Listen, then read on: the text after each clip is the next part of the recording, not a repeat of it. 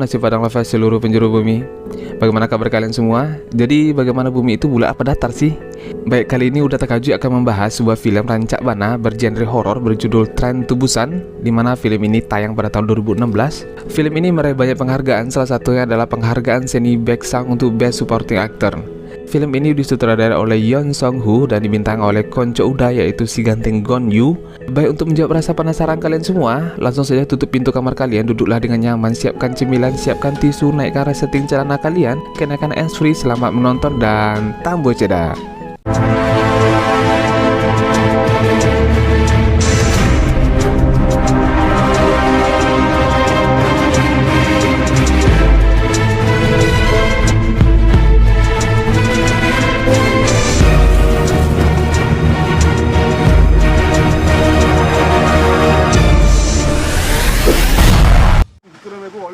Sens pertama kita menyaksikan seorang pengemudi truk pick up, di mana biasanya kalau di kampung Uda, truk ini untuk mengangkut sayur kol. Truk ini tiba-tiba menabrak sesuatu saat sopir mencoba menjawab panggilan handphone kala mengemudi. Setelah ia mencek keluar, ternyata ia menabrak seekor rusa. Rusa itu mati di tempat hingga berlumuran darah. Ia membiarkan saja situasi itu dan melanjutkan perjalanannya. Lalu kita melihat tiba-tiba rusa tersebut dapat kembali bangkit, berdiri tegap, tetapi bola matanya berwarna putih. Dan dari sinilah awal wabah mayat hidup mengerikan itu bermula. Dan selain kita melihat seorang eksekutif muda sebagai manajer keuangan di sebuah perusahaan, ia sedang bekerja di kantornya. Ia adalah Seok-hu, diperankan oleh Gong Yu. Kita melihat sepertinya cukup banyak persoalan yang dihadapi perusahaannya. Baik, Uda akan sedikit menjelaskan. Pria ini begitu cemerlang dalam karirnya, tetapi lain cerita dengan kehidupan keluarganya. Ia bercerai dengan istrinya. Saat ini istrinya berada di kota Busan dan dia memiliki seorang putri. Ibunya dan putrinya tinggal bersamanya. Di sebuah kamar, anaknya bernama Soan. Ia memergoki Soan diam-diam menelpon ibunya. Di sini kita bisa merasakan Soan begitu merindukan kasih sayang ibu dalam hidupnya. Ia diasuh oleh ayah yang hanya punya waktu untuk pekerjaannya. Sehari sebelum hari ulang tahun putrinya, ia memberikan sebuah kado, di mana kado yang ia kasih malah sama persis dengan kado tahun sebelumnya. Anaknya tampak kecewa, saking ia tidak ada waktu memperhatikan hal-hal yang begitu berarti bagi putrinya. Lalu ia menawarkan ke putrinya itu mau hadiah apa. Putrinya menjawab Busan. Ia hanya meminta hadiah membawanya ke kota Busan bertemu dengan ibunya. Ibunya Seok-hu menasihati agar berdamailah bersama istrinya lagi. Kasihan putrinya, dan jangan sibuk dengan karirnya saja. Keutuhan keluarga adalah sumber kebahagiaan asik. Di sana Seok-hu melihat video rekaman anaknya di sekolah. Ia bernyanyi tapi terhenti di tengah lagu karena ia bersedih tak ditemani oleh ayah maupun ibunya saat itu. Besoknya, Seok-hu dan Soan putrinya berangkat menuju stasiun kereta rute kota Busan. Di persimpangan, perjalanan mereka mendadak terhenti sejenak karena terhalang laju mobil pemadam kebakaran. Bunyi sirine begitu keras. Ia melihat abu sisa kebakaran berterbangan, bertanda sepertinya ada kekacauan besar di tengah kota. Dan selanjutnya kita sudah berada di stasiun kereta api. Para penumpang sudah bersiap-siap untuk berangkat. Di antara penumpang kita melihat si rombongan tim baseball, di mana di sana ada Yonggo dan teman dekatnya Jin Hee, masing-masing diperankan oleh Choi Woo Sik dan So Hee. Seok-hu dan putrinya sudah menuju ke kursinya. Di sini kita melihat dia masih membicarakan tentang pekerjaannya. Sibuk sekali memang manajer ini. Saat penumpang sudah masuk semua, di luar seorang petugas masih menunggu untuk memastikan apakah masih ada penumpang yang belum masuk. Sambil selingat-selinguan, kita yang menonton akan melihat ada seorang yang menyelinap cepat masuk tanpa pengetahuan petugas tersebut. Seorang wanita muda, ia tersengal-sengal sambil merintih kesakitan. Ia tampak mengalami luka di kakinya. Dan kereta mulai berangkat. Di luar kereta, petugas tadi tiba-tiba melihat ada keramaian dan kegaduhan di lantai atas stasiun. Dari dalam kereta, Soan dari kaca jendelanya, ia menyaksikan di depan matanya petugas kereta tadi diserang oleh sesosok mayat hidup. Ia benar-benar kaget, lalu ia hendak memberitahu ayahnya, tapi ayahnya sedang tidur, memilih untuk diam sambil terheran-heran. Wanita muda itu menggigil menahan rasa sakit di sebuah ruangan kamar mandi. Soan beranjak dari kursinya karena ia penasaran mendengar petugas membicarakan seseorang yang sudah terlalu lama di kamar mandi. Lalu setelah dicek oleh petugas, ternyata ada seorang pria berpakaian lusuh seperti orang gila. Ia hanya berkata berulang-ulang, "Semua orang akan mati, semua orang akan mati." Petugas hanya diam tak mengerti apa maksud pria aneh itu. Soan kemudian mencari kamar mandi yang kosong, tapi masih penuh. Ia terus ke depan mencari kamar mandi yang bisa ia gunakan. Lalu kita melihat wanita muda tadi, ia berjalan ke kursi penumpang sambil menahan rasa sakit dan menggigil. Tiba-tiba ia tumbang. Ia mengagetkan seorang petugas wanita dan petugas tersebut berusaha untuk membantunya. Ia berusaha mencoba meminta bantuan petugas yang lainnya. Di sini kita melihat tiba-tiba petugas wanita tersebut diserang oleh perempuan muda tadi, menggigit lehernya. Seohu tiba-tiba bangun. Kini ia tidak lagi melihat putrinya di kursi sebelahnya. Menelusuri bangku penumpang, petugas wanita tadi masih digerogoti oleh wanita yang muda yang sudah menjadi zombie itu. Tidak menunggu lama, di kursi para tim atlet baseball itu digigiti dan diserang oleh manusia yang kini sudah berubah menjadi zombie yang sangat berbahaya. Terjadilah kekacauan, lalu Yongguk mencoba untuk menyelamatkan teman-temannya dari serangan mendadak tersebut. Kepanikan terjadi di beberapa gerbong. Para penumpang berusaha untuk lari dan berpindah ke gerbong yang lain. Seohu mulai mencari di mana putrinya berada. Serangan terus terjadi di banyak penumpang, semakin banyak tertular menjadi mayat hidup, saling menggigiti korbannya. Seohu pun mulai dikejar. Ia menemukan anaknya dan mereka berlari menuju gerbong belakang. Di depan kamar mandi, sepasang suami istri di mana istrinya sedang hamil, ia melihat seorang ibu digigiti lehernya. Seohu dan putrinya terus berlari ke gerbong belakang yang masih tersetel dari keberadaan zombie. Lalu sepasang suami itu terus diburu oleh zombie yang semakin mengganas. Seohu dan beberapa orang, demi keselamatan di gerbong itu, mereka mencoba untuk menutup pintu. Karena masih sempat, sepasang suami istri tersebut mereka biarkan masuk dengan selamat. Pengumuman dari seorang masinis bahwa kekacauan terjadi begitu parah di beberapa kota besar, maka sebuah instruksi dari pemerintahan pusat, penumpang tidak akan berhenti di stasiun terdekat yaitu Cheonan. Kereta akan terus melaju dan disarankan para penumpang untuk tetap duduk tenang di kursi mereka masing-masing. Seohu lalu ditelepon oleh ibunya. Ibunya berpesan untuk menjaga cucunya dengan baik karena ia begitu menyayanginya, dan tiba-tiba sayup-sayup terdengar suara ibunya menggigil terseok sambil menahan rasa sakit. Lalu teleponnya terputus. Faktanya, ibunya juga terinfeksi virus zombie mengenaskan tersebut. Ia merasakan kesedihan yang begitu dalam atas kehilangan ibunya. Sampailah mereka di stasiun Cheonan. Stasiun ini mereka melihat banyak sekali orang-orang yang ingin masuk ke gerbong kereta api itu. Dan mereka melihat orang-orang tersebut diserang oleh zombie yang begitu menggila. Di monitor kereta itu mereka menyaksikan kekacauan besar terjadi di mana-mana. Kondisi beberapa kota besar betul-betul berada di level yang darurat. Kereta terus melaju. Orang-orang di gerbong belakang itu terus mengisolasi diri mereka agar aman. Lalu masinis menginformasikan mereka akan berhenti di stasiun terdekat yaitu Daejeon, karena di sana ratusan militer Korea Selatan sudah dipersiapkan untuk mengamankan stasiun tersebut. Kita melihat seorang berjas hitam bernama Yongsu sedang menelpon petugas kereta tersebut. Ia nampak begitu ngotot mencari tahu tentang situasi beberapa stasiun yang dilewati oleh kereta api ini. Lalu Seohu berinisiatif menelpon seorang temannya yang berada di stasiun Daejeon. Ia memastikan agar ia dan putrinya diprioritaskan dalam mengevakuasi dan karantina nantinya. Ia berjanji akan membayar petugas jika ia dan putrinya mendapat pelayanan utama. Saat bersamaan, Seohu di salah satu kursi melihat seorang laki-laki tua lusuh seperti orang gila itu lagi. Ia kembali berkata secara berulang-ulang, semua orang akan mati, semua orang akan mati. Selang beberapa waktu, kereta cepat KTX itu sampailah di stasiun Daejeon. Di sana tidak ada satu orang pun manusia, begitu sepi dan tenang. Pintu terbuka, lalu mereka satu persatu turun dari gerbong.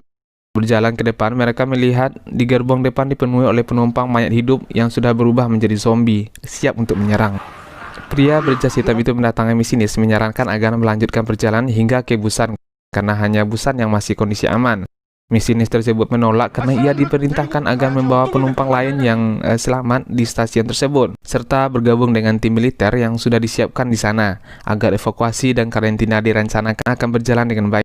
Seohu dan putrinya mulai memisahkan diri dari rombongan. Ia ingin menyelamatkan diri mereka saja, berharap bantuan temannya tadi agar ia bisa selamat bersama putrinya. Ia dibuntuti oleh pria lusuh itu. Lalu ia melihat seorang tentara dari kejauhan dan mendekati tentara tersebut berharap bisa membantu dirinya. Rombongan yang selamat itu saat menuruni tangga mereka melihat segerombolan petugas militer dan mereka semua begitu takjubnya melihat fakta di depan mata mereka bahwa militer itu semua sudah terinfeksi menjadi zombie dan dengan cepat menyerang mereka semua. Mereka mundur dan mengambil langkah 1000 lari menuju ke gerbong kereta kembali. Xiao tidak dapat menghubungi temannya, lalu tentara di depannya begitu cepat diserang oleh puluhan tentara dari sisi belakangnya, di mana tentara itu sudah menjadi zombie juga. Ia dan pria lusuh itu diserang dan putrinya hendak diterkam oleh zombie. Putrinya dengan cepat diselamatkan oleh Sanghwa, seorang pria berbadan besar. Putrinya dibawa pergi menuju ke kereta. Seohu diserang oleh beberapa zombie. Ia berhasil keluar dari ruangan itu dan berusaha menutup pintu. Sisanya beberapa penumpang dan petugas turun ke bawah dan berlari menuju gerbong kereta kembali. Di Puluhan zombie dari ruangan atas gedung itu menobrak kaca dan menjatuhkan diri mereka ke kereta tersebut dan terus memburu penumpang yang ingin memasuki gerbong kereta. Kita melihat seorang nenek terpaksa terpisah dengan saudarinya di antara gerbong karena kepungan zombie yang mengganas. Lalu pria berjas itu terus mendesak petugas. Petugas itu menolak karena masih menunggu beberapa orang lagi karena mereka terjebak di ruangan atas stasiun. Ya, mereka masih berjuang menutup pintu keberangkatan tersebut. Mereka berhasil dan kabur dari tempat itu. Kereta sudah mulai perlahan berjalan, mereka terus dikejar sampai di tangga bawah. Mereka kembali dikepung oleh beberapa zombie. Dan 3 dari mereka yaitu Seok-Woo, Sang-hwa, dan Yong-guk berhasil lolos dari kejaran zombie tersebut. Lalu mereka masuk ke salah satu gerbong kereta api itu kembali. Informasi dari konduktor kembali terdengar bahwa kereta akan langsung menuju ke Busan. Seok-Woo, Sang-hwa, dan Yong-guk berada di gerbong nomor 9. Sedangkan keluarga mereka ada di salah satu kamar mandi, tepat di gerbong nomor 13. Dengan tekad yang bulat, misi menyelamatkan keluarga mereka putuskan untuk saling bekerja sama, sepakat untuk menghabisi para zombie yang menghadang di depan mereka, menuju gerbong 13 di mana keluarga mereka berada. Kita melihat si badan besar posisi di depan dan Seok-Woo di tengah dan anak muda yang atlet baseball itu di belakang. Mereka menghajar satu persatu zombie yang menghalangi mereka, lalu sampailah mereka di gerbong di mana tim baseball berada. Ia tidak tega melihat temannya sendiri yang akan ia habisi. Tepat di gerbong itu, kereta melewati sebuah lorong yang gelap tanpa cahaya. Secara nggak langsung mereka baru menyadari ternyata zombie tersebut tidak bisa melihat di kondisi gelap. Jadi ini adalah sebuah kelemahan. Sayangnya sangat sensitif dengan suara sekitar mereka. Ya, mereka berhasil melewati gerbong tersebut dengan cara diam-diam menyelinap pelan ke gerbong ke depan. Gerbong selanjutnya, mereka memanfaatkan suara handphone untuk menipu para zombie tersebut, dan mereka berhasil. Dan sampailah mereka di kamar mandi gerbong nomor 13. Mereka bertemu dengan putri dan istrinya si badan besar. Bersama mereka juga ada seorang nenek dan pria lusuh seperti orang gila itu. Saat kereta melewati sebuah terowongan lagi, mereka merangkak di celah sisi atas bagasi. Mereka berhasil lolos, tapi di penghujung gerbong pria lusuh itu ketahuan secara tidak sengaja ia menginjak sebuah kaleng dan mereka kembali diburu oleh zombie yang ganas. Di sini kita melihat si badan besar menahan sebuah pintu sendirian melawan banyak zombie yang akan menerobos pintu tersebut. Pintu gerbong di depan mereka sengaja dikunci oleh sekelompok orang yang tidak terinfeksi atas suruhan pria berjas hitam tersebut. Lalu Junhee ditutup mulutnya agar suaranya tidak didengar oleh Yong-guk. Di kelompok itu tidak ada yang mau memberi kesempatan kepada mereka untuk masuk. Si badan besar terus menahan dari sisa tenaga dari serangan zombie tersebut. Kemudian Seok-woo membantu melawan para zombie tersebut, sedangkan Yong-guk memaksa dan memukul pintu tersebut dengan pentungannya. Di sini kita melihat si badan besar begitu kelelahan. Ia lengah dan tiba-tiba tangannya disambar oleh salah satu zombie dan ia digigit. Waduh, onde-mande. Yong-guk berhasil memecah pintu kaca gerbong tersebut. Lalu ia menuju ke depan ke pintu selanjutnya. Dengan cepat pintu itu dipaksa tutup oleh pria berjas hitam tersebut. Yong-guk berhasil memasukkan salah satu tangannya ke pintu tersebut dan menahannya. Di sini kita melihat si badan besar berjuang berkorban habis-habisan demi keselamatan istrinya yang sedang hamil besar. Ia menyuruh istrinya pergi bersama Seok-woo dan meminta Seok-woo agar dapat menjaga dan mengantarkan istrinya hingga sampai ke kota Busan. Ia terus menahan dengan sekuat tenaga serangan zombie tersebut sendirian. Kita melihat dengan perlahan ia mulai terinfeksi dan ia pun berubah menjadi zombie. Yong-guk dan Seok-woo berhasil menerobos dan membuka pintu itu. Seok-woo dengan cepat menarik putrinya dan perempuan hamil tersebut. Terakhir seorang nenek. Faktanya nenek tersebut malah terlalu cepat disambar oleh para zombie di belakangnya yang makin mengganas. Dan nenek itu tidak terselamatkan, kasihan. Seok-woo dengan emosinya dia memukul pria berjas hitam tersebut. Ya, pria itu begitu egois. Lalu pria itu berusaha mengadu domba orang-orang di sana. Di gerbong tersebut malah mereka didiskriminasi oleh semua orang. Mereka tidak percaya bahwa mereka betul-betul tidak terinfeksi sama sekali. Mereka disuruh untuk pindah ke gerbong yang lainnya. Lalu mereka pindah ke gerbong yang lainnya. Di sini kita melihat sekelompok orang tersebut saling berdebat dengan ego masing-masing. Panik dan mereka merasa paling benar satu sama lainnya. Di tengah situasi perdebatan itu, seorang nenek melihat saudaranya yang sudah berubah menjadi zombie di kaca gerbong sebelah. Tanpa berpikir panjang, ia membuka pintu tersebut dan ingin memeluk saudarinya. Puluhan zombie tersebut dengan sekejap mata masuk ke gerbong tersebut lalu dengan leluasa menyerang dan menggigiti sekelompok orang yang egois itu. Dengan begitu tragis, tidak bisa lagi melewati pintu yang sudah mereka blokade sendiri. Jadi yang selamat hanya 5 orang, yaitu Seok-woo, putrinya, Yong-guk, Junhee, wanita hamil dan pria lusuh itu. Di sana putrinya memberitahu bahwa ia hampir kehilangan harapan tidak akan bertemu lagi dengan ayahnya karena serangan zombie yang mengerikan itu. Seok-woo memastikan ke temannya apakah Busan dalam kondisi aman. Lalu rekan kerjanya menjelaskan perusahaannya hancur tak bersisa sejak infeksi wabah mayat hidup menghancurkan kehidupan kota. Apa yang ia korbankan dan ia bangun bertahun-tahun lamanya itu sia-sia. Ia menangis di kamar mandi itu. Lalu kereta tiba-tiba mendadak berhenti karena petugas masinis melihat di depannya ada sebuah gerbong melintang di tengah rel yang mereka lewati. Sang masinis itu mengumumkan ia akan mencari kereta pengganti agar dapat berjalan menuju kota Busan. Ia mulai mencari kereta dari gerbong satu ke gerbong yang lainnya. Lalu mereka berlima mulai turun dari gerbong tersebut. Di sini kita melihat ternyata si pria berjas karambia itu masih selamat. Ia bersama seorang petugas kereta api. Ternyata diam-diam mereka menyelinap di sebuah kamar mandi. Di sana kita kembali melihat betapa egoisnya si tua bangka ini. Ia menipu dan mengorbankan petugas tersebut agar dapat menyelamatkan dirinya sendiri keluar dari kamar mandi itu. Tiba-tiba mereka semua mendengar dan menghadapi dampak tabrakan dan hantaman sebuah kereta ke arah gerbang di samping mereka. Membuat mereka terpisah. Seok-hu dan putrinya, wanita hamil dan pria lusuh itu, mereka terperangkap di antara gerbong dan nyaris terjepit. Tak jauh dari sana, dari dalam kereta banyak zombie yang ingin menyerang mereka. Sementara Yongguk dan Jenhee yang kini sudah terpisah dari Seok-hu, mereka ingin lari menembus sebuah gerbong dengan memecahkan kaca gerbong tersebut. Dia hampir berhasil. Di gerbong sebelah, si pria berjas hitam itu berlari mengikuti mereka. Dan beberapa zombie memburu pria itu juga. Lalu pria itu dengan cepat menarik Jenhee dan mendorongnya ke depan zombie untuk menyelamatkan dirinya sendiri. Dan Yongguk langsung membantu Jenhee dan memeluk kekasihnya itu yang sudah terluka akibat gigitan ganasnya zombie tersebut. Lalu si pria berjas itu berhasil kabur dari jendela tersebut. Kita di sini sama-sama melihat begitu tidak terimanya Yongguk melihat Jenhee yang sudah mulai kejang-kejang. Tak butuh waktu yang lama, Yongguk diserang secara brutal oleh Jenhee sendiri, di mana ia sudah berubah menjadi zombie yang ganas di gerbang tersebut. Si pria kampret itu lari menuju kereta yang sudah dijalankan oleh seorang masinis. Karena si pria itu terpleset, masinis itu berinisiatif untuk keluar dan membantu pria itu dari perburuan zombie. Dengan sigap si pria itu kesekian kalinya, ia kembali mencelakai orang demi menyelamatkan dirinya sendiri. Ia meninggalkan masinis itu sendirian dan dihabisi oleh zombie yang menyerangnya. Pria itu perlahan mengejar kereta itu lalu ke ruang kendali. Kita kembali ke Seok-hu dan 3 orang lainnya masih terjebak oleh beberapa gerbang yang bertabrakan. Di sini si pria lusuh itu mengorbankan dirinya demi keselamatan ketiga orang lainnya. Dengan bersusah payah, Seok-hu, putrinya, dan wanita hamil kabur dari tempat itu. Pria lusuh itu digigiti oleh puluhan zombie yang sudah berhasil menerobos kaca gerbong tersebut.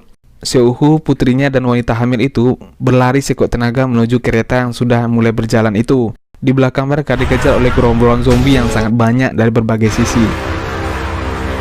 Dengan sisa tenaga mereka berhasil naik ke kereta tersebut.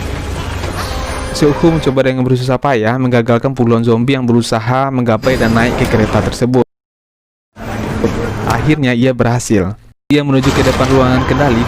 Ya, pria berjas hitam kampret itu berada di sana. Faktanya, ia juga terinfeksi. Bola matanya memutih. Ia meminta ke Seok-hu untuk membantunya membawa ke Busan bertemu dengan keluarganya. Seok-hu langsung menolaknya. Jelas akan membunuh semua orang di kota Busan dan menghancurkan kehidupan kota. Lalu pria itu baru menyadari ia terinfeksi. Pria itu ingin semuanya terinfeksi seperti dirinya. Seok-hu menghentikan pria itu dengan sisa tenaga yang ada. Pria itu lalu menyerang putrinya dan wanita hamil tersebut. Seok-hu yang kehabisan tenaga memilih untuk mengorbankan tangannya digigit oleh zombie itu agar tidak menyerang putri dan wanita hamil itu lagi. Lalu dengan perjuangan yang panjang, Seok-hu berhasil menjatuhkan zombie tersebut. Di tengah kondisi yang terluka akibat gigitan zombie, ia berusaha untuk tenang dan menuntun kedua wanita itu ke pusat kendali. Dan dia memberitahukan mana rem dan mana yang gas, agar dapat sampai ke kota Busan dengan selamat. Lalu Seok-hu menjelaskan, tinggallah bersama ibumu. Jaga dirimu dengan baik, jagalah ibumu, sayangi dia. Ayah meminta maaf selama ini sedikit waktu bermain bersamamu, karena sibuk dengan pekerjaan. Ia menutup pintu dan menguncinya. Anak gadis itu menangis sekuat-kuatnya. Sambil menahan tangis, Seok-hu menuju ke belakang gerbong. Di sana ia ingat momen terbaik bersama anak dan keluarganya. Lalu ia menjatuhkan diri dari kereta api itu. Kedua wanita itu sampai dengan selamat hingga ke kota Busan. Diselamatkan oleh beberapa militer yang sudah standby berjaga di sana. Dan film pun selesai. Oke, beberapa fakta. Film Train to Busan ini meraih 93,1 juta dolar di seluruh dunia. Film ini juga menjadi film Korea dengan keuntungan tertinggi di Malaysia, Hong Kong, dan Singapura. Film tersebut meraih lebih dari 11 juta penonton di Korea Selatan. Amazing ya. Baik, sampai di sini dulu pembahasan film bersama Uda Takajui. Silahkan menonton video Uda yang lainnya. Jangan lupa makan nasi padang dan tambo cedah.